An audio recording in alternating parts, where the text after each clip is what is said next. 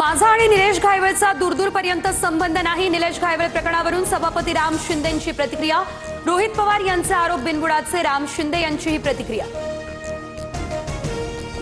गुंड निलेश घायवळ पासपोर्ट प्रकरणी अहिल्यानगरच्या पोलिसांची चौकशी होणार।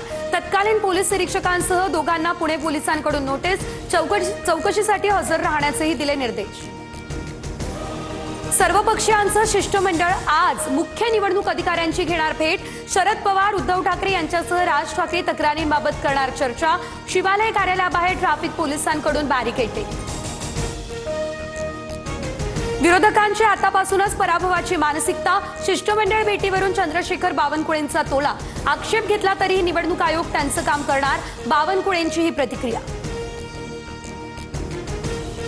नोव्हेंबरमध्ये नगरपालिका आणि नगरपंचायत निवडणुका होण्याची शक्यता, तर दर 20 दिवसांच्या कालावधीने स्थानिक स्वराज्य संस्थांच्या निवडणुका होणार, सूत्रांची माहिती। कोण कुणासोबत युती करणार हे निश्चितपणे सांगता येणार नाही। राज ठाकरे महाविकास आघाडीसोबत जाणार का या प्रश्नावर फडणवीसांचं उत्तर, कुणाची युती झाली तरी भाजप आणि महायुतीच निवडणुका जिंकणार, फडणवीसांना हा विश्वास।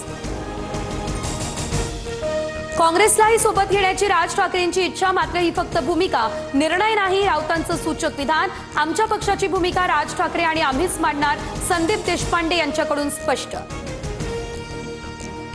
भाजपकडून आगामी निवडणुकीसाठी सर्वे सुरू, ज्या ठिकाणी शक्य तिथे युती करू, लढणार, युती न झाल्यास प्लॅन बी तयार, मंत्री पंकज भोयर यांची माहिती।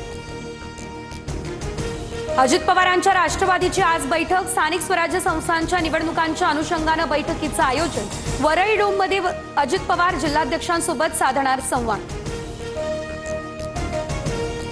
आमदार संग्राम जगताप, अजित पवार यांची आज भेट घेण्याची शक्यता। वादग्रस्त वक्तव्यानंतर संग्राम जगताप यांना प्रदेशाध्यक्ष सुनील तटकरे यांच्याकडून नोटीस।